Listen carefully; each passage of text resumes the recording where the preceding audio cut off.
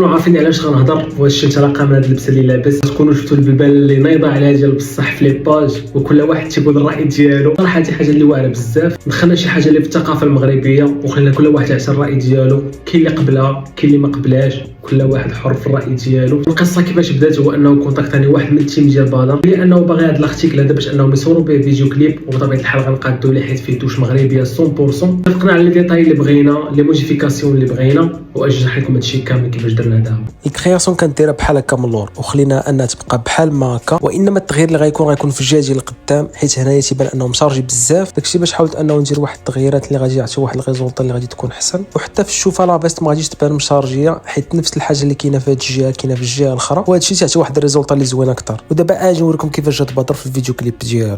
يسمون السنة تقلع البابوري بيمان، يسور حريش خداساج وين حبان وتريبي.